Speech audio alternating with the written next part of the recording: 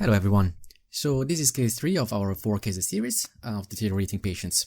Let's just jump straight into it. Patient is an elective surgical patient, 58 years old, a man with colorectal cancer for right hemicolectomy. As a background, we have ischemic heart disease with 2 stents over a year ago, on aspirin now, and also atrial fibrillation with rate controlled with bisoprolol and anticoagulated with apixaban. So, what are your concerns as the admitting intern? What would you think here? How would you get this patient ready for surgery?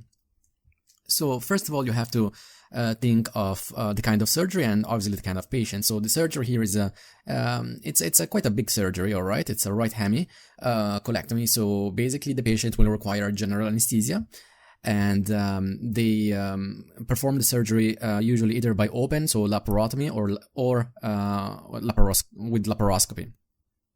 So either ways, the patient is usually asleep for this kind of surgery, and the surgery may last for 2 or 3 hours at least. So what are your main concerns here? Okay. So first of all, when we go for general anesthesia, the main thing to consider, or for surgery in general, for undergoing surgery, main thing to consider is fasting, because obviously if we were to go with the general anesthesia here, which is the main line, we will have to put the patient to sleep, and while the patient is sleeping, we're gonna have to intubate the patient. So we're gonna have to place a tube that goes down the trachea, and we inflate a balloon around the tube. We call it a cuff. And the reason for doing that obviously is to ventilate the patient, but also is to disconnect the airway from the gastric content, so from the gastric way.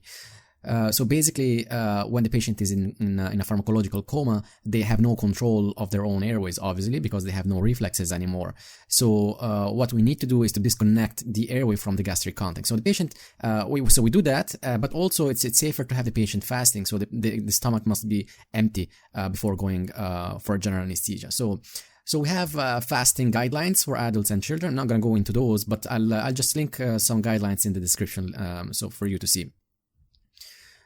Then we have to have consent, so the patient must know what's happening there, why is he having the surgery, and how is the surgery going to be performed, and what kind of anesthesia will he or she receive. So in this case, yes, the patient must be consented by the surgeons, by the surgical team, and also, by the anesthetic team. Usually they perform a verbal consent where they explain the actual techniques they're going to be used for the surgery.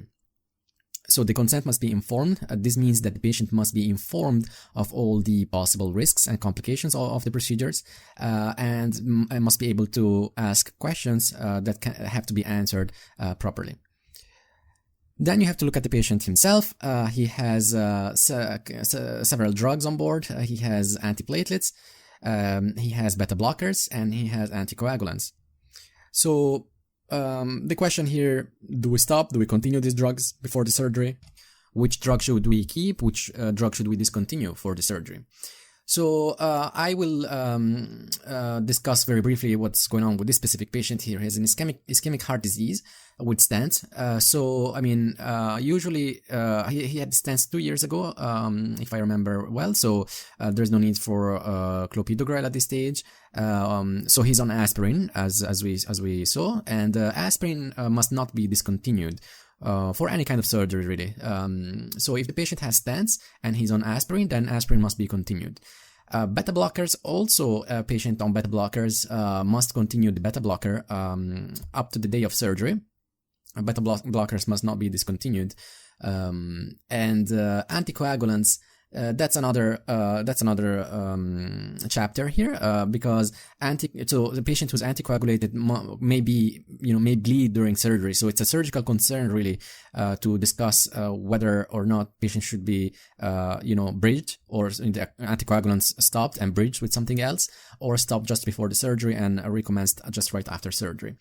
It is a surgical concern, but also an anesthetic concern if the anesthetist is looking to perform some procedures that have a high risk when patient is anticoagulated. And for example, we're talking about epidural or intrathecal injection. So there are guidelines on how to on how to decide whether to stop or not to stop, and how to stop anticoagulants before the surgery, and I will link that in the description as well.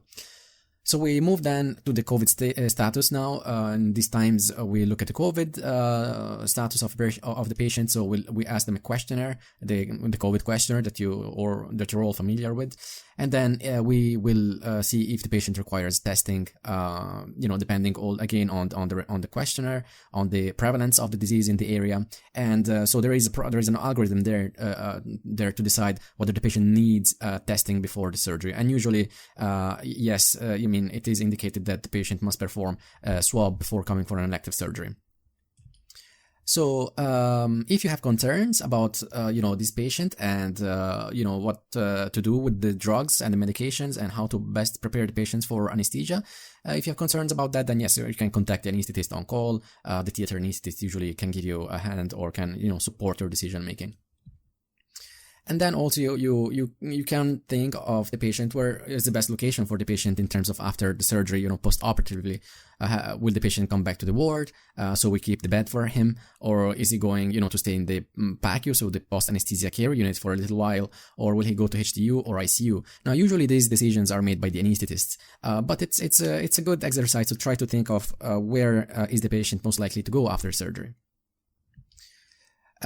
So these are the guidelines I was mentioning before, the American College guidelines on the perioperative management of antithrombotic medications, so when to stop and where and how and what to bridge with, and then the FAST guidelines for adults and pediatrics. And so those, you will find the link in the descriptions, and I would highly recommend you to read these things, because again, it's your responsibility to familiarize yourself with the basic, considerations for patients undergoing surgery. Then the patient, usually the patients who are going for elective surgery, especially if are major surgeries, most of them are seen in the pre-assessment clinic, where all these things, all these considerations are discussed and are written down in the chart. So when you admit the patient on the ward, you might want to read the pre-assessment documents and have a look at what was said by the anesthetist there or the nurses who assess the patients. Now, currently, because of COVID, this assessment is mostly done over the phone, although we still see some complicated cases, with normal precautions of social distancing, etc.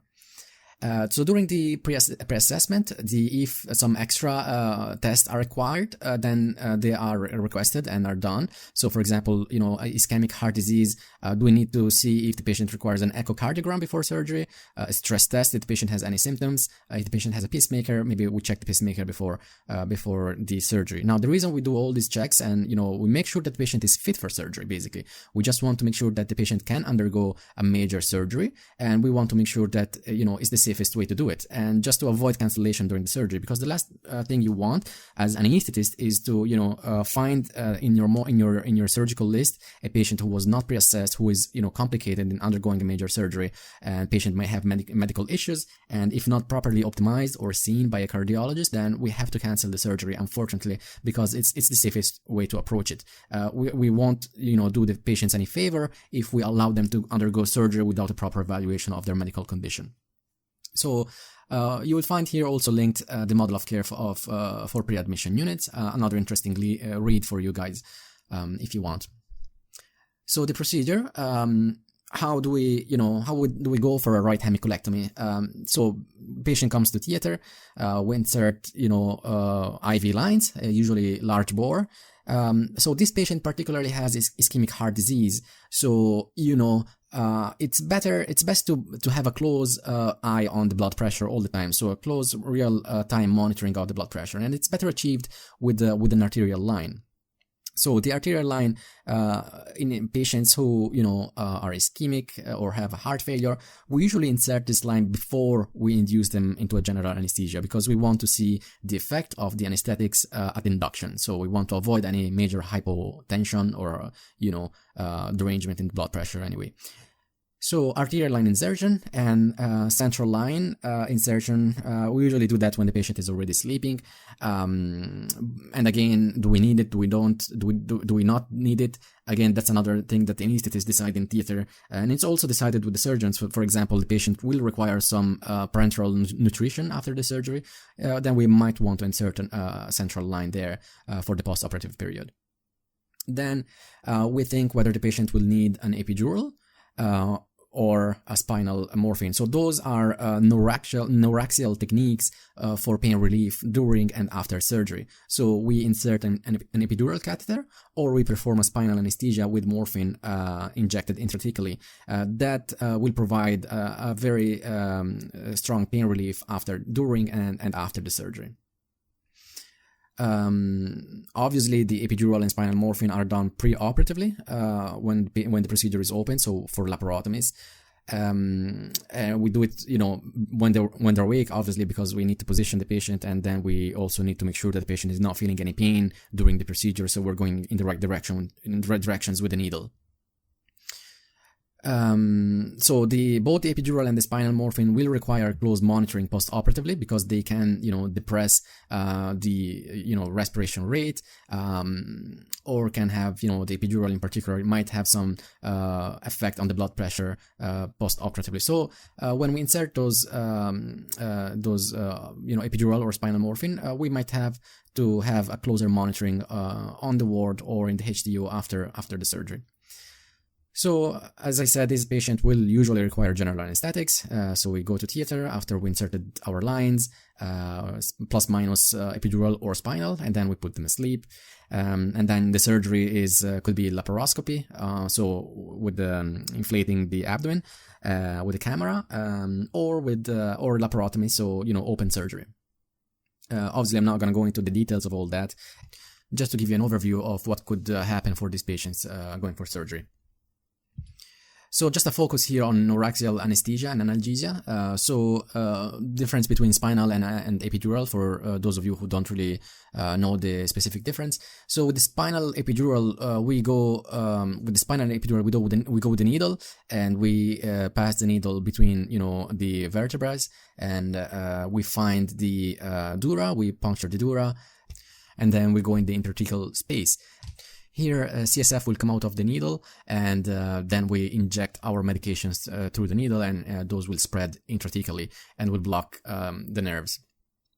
Regarding epidural, it is a similar procedure. The difference here is that with the needle we puncture the ligament, and before puncturing the dura, we find a space between the ligament and the dura, and it's called the epidural space. We find that space with the needle, and we thread the catheter in that space. Then we remove the needle, and we leave the catheter in place. And through that catheter, we just inject local anesthetics and other medications, and basically we provide a pain relief. This technique is typically used for labor, so epidural is typically used for labor analgesia, but can obviously be used for all kinds of abdominal surgeries and also thoracic surgeries if you want. The epidural is just placed higher up in the system. So regional anesthesia. Yes, this is also another option. So regional anesthesia, we perform blocks. So we inject local anesthetics around specific nerves or in specific fascial planes of the patient's abdomen. We might also leave some catheters in place. So what you see here is a rectus sheath block with the catheters left in place. So basically this kind of technique will just provide analgesia post-operatively in the area.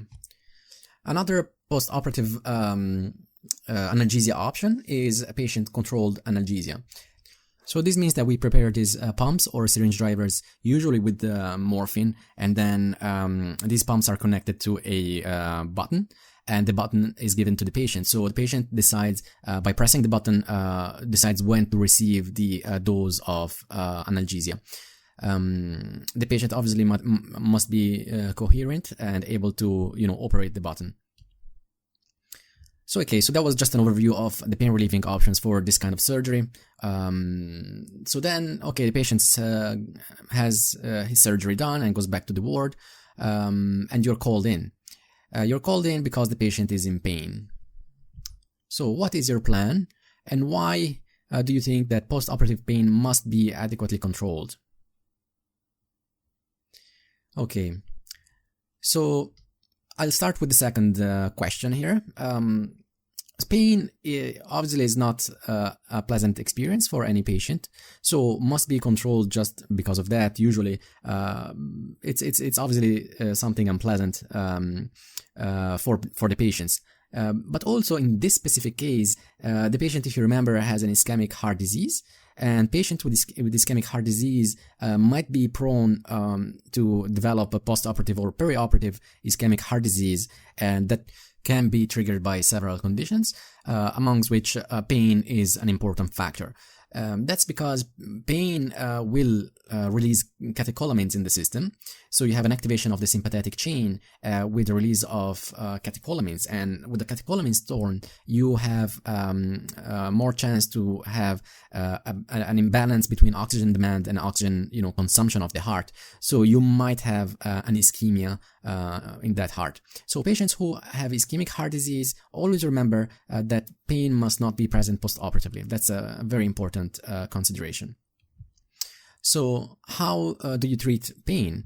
What is your plan? Okay, so for this you might refer to the WHO pain ladder, where you have, patient is presenting with pain. The first thing to do is to give, normal painkillers like non-opioid painkillers. And usually when we talk about non-opioids, it's usually, paracetamol and NSAIDs. Then if the patient is persisting with the pain is persisting or increasing, then you might want to try with mild opioid, such as codeine or tramadol. And if that's not enough, then you increase it to moderate, to more significant opioids, such as morphine or the likes of morphine. And then you will your way up, trying to achieve freedom from pain. Now obviously this is just like a structure given by the WHO. So basically you start with non-opioids, and then you go with the mild opioids, and then with the strong opioids. In reality, what happens is that when you have pain, so when you have patient going post-operatively, usually all these medications are already prescribed. So patients going after a laparotomy usually has both paracetamol, NSAIDs, and opioids prescribed in the chart. So if the patient is referring pain, then you have to, step up your pain relieving medications, review the medications, review the history, and obviously try to ask for expert consult. So perhaps you might in this case just want to increase the opioids that the patient is receiving. So that's probably the first thing that comes to mind when you have someone who's post-operatively referring pain. Then the first thing usually is to increase the the dose of the opioids that the patient is receiving. But obviously that has to be done after a thorough examination of the patient, and a proper diagnosis that the pain is coming from the actual surgery and not something else. So you want to exclude other causes of pain, and then if the pain is indeed coming from the wound or from the actual surgery, then yes, you have to review the drugs and consider to increase the dose of opioids usually. So okay, so these patients you have treated with more opioids, and his oxygen saturation is now 93%, despite oxygen given via a nasal cannula. So here the question is, what is going on here, and what is your plan? So again, when you are asked to give us a differential diagnosis, you're not expected to give the only true reason for the clinical change. We just want to hear what is your critical thinking, and how do you approach a patient who's deteriorating on the ward. How would you approach the problem? So yes, differential diagnosis here, it could be many things. It could be the fact that the patient is just feeling a lot of pain, so he's not breathing very well, he's not expanding his lungs because he's not taking deep breaths. So basically it's just a hypoventilation secondary to pain. Or it could be the fact that you've given too much opioids and the patient now is depressed neurologically, so he's not breathing very well for that. Or it could be the fact that the patient is having an ischemic event, and you might want to look into that. Always remember that lungs and heart are always linked. So if the patient has a cardiac issue and you have a respiratory presentation, always think about the heart as well. So, the bottom line here is that when you have a patient deteriorating on the ward and, you don't really know what's going on, the differential diagnosis is too broad, then what you have to do, and what it's my suggestion, and that's what I always teach the trainees, is that you have to take a step back and, go back to the basics. Always go back to the basics. When you don't know what's going on, when you have a too broad diagnosis, differential diagnosis, and the patient is deteriorating there, you don't know what's really going on, just please, stop for a moment, take a step back and go back to the basics. So basics is, history, and the history about this patient, but sometimes you might have missed something there in the history, and you'll be surprised how many times, just by reading the history, you actually understand better the reason why the patient is going in that trajectory. So history, you review the background in the chart. Physical examination, you just review the patient from top to toe. You perform a proper medical examination, physical examination of the patient. Then you go with your basic labs, bloods, ABG or whatnot, urines, and then your investigations. That's basically usually imaging you add to the labs. So again, as I said, you find this as a common theme for these lectures of deteriorating patients on the wards. Patient is going down a certain trajectory, you again stop, take a step back, go back to the basics: history, physical examination, labs, and investigations. Also, another basic thing to do is to review the early warning score chart. So let's try to do that here. We see that the respiratory rate is above 25. So we give him a score of 3. His saturation is low, so a score of 2 here. He's on oxygen, so is a 3. His blood pressure is normal, heart rate is normal, well, it's slightly elevated, so we give him a 1 here. He's alert, and temperature is normal. So the total score here is 9. And again, you might already know that very well. When the patient has a score above 7 on the U score, then, the team must be involved. You don't have to be there on your own, so you don't really need to be the hero. Always, and it's not only, a recommendation or a suggestion that I give, it's actually a protocol. So you must follow protocol here, and if the patient has a U score above 7, you have to call the team, and don't be afraid to ask for help. Again, no one needs, to be the hero of the situation here.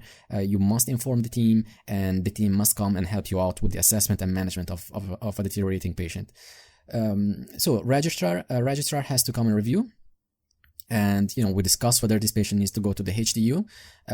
And again, if there is an activation, if there is an emergency response team, then it must be activated. Okay, so, you have done all that, and then you have your ABG because you've gone through the basics, and you've obtained an arterial blood gas. And then again, I just want to stress the fact that this has to be arterial because you want to see the lungs, how the lungs are working, and not a venous blood gas. So you take an arterial blood gas, and you see that the pH, well, actually I give you a couple of seconds there to read it. You can pause the video there, and then we can read it together. Okay, so pH here is 7.3, slightly acidic. CO2 is 7.1, HCO3 is 21, AO2 is 9.4. Lactate is 1.6 there. Okay. So what we see here is that we have, respiratory acidosis with, a slight metabolic acidosis on top of that, and that's coming from the lactate. Lactate is 1.6. It's above normality. It's not, something to be deemed as shock or, circulatory shock or hypoperfusion, because it's still below 2, but still 1.6 is significant.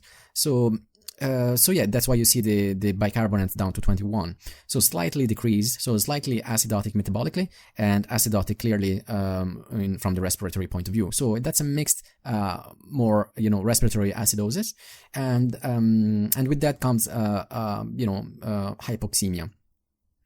So basically, patient is hypoventilating there. It's hypoventilating, and probably his perfusion is not very well, or the fact that he's hypoxic might lead to some degree of hypoxia in the tissues. So that's why you see the lactate there. So anyway, that's your ABG, and again, that might help you with the differential diagnosis, although it's not really enough, because this again could be the fact that you have given too much opioids, or could also be the fact that the patient is feeling a lot of pain. So he's not breathing very well, he's not ventilating because he has pain in the abdomen. So the bottom line here, what I'm trying to teach you here, guys, is not really what correct diagnosis you need to come up with.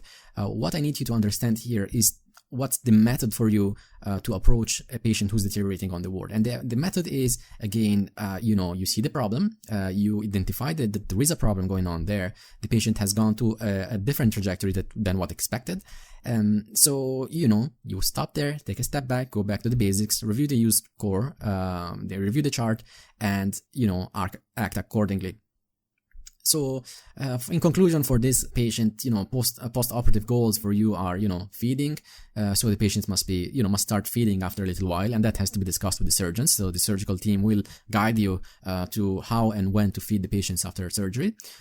You want to review the lines, because the patient may be discharged from theater with a central line in situ. So you might want to discuss the need for a central line, and if you need to remove the central line, I will link a video in the description on how to remove a central line safely.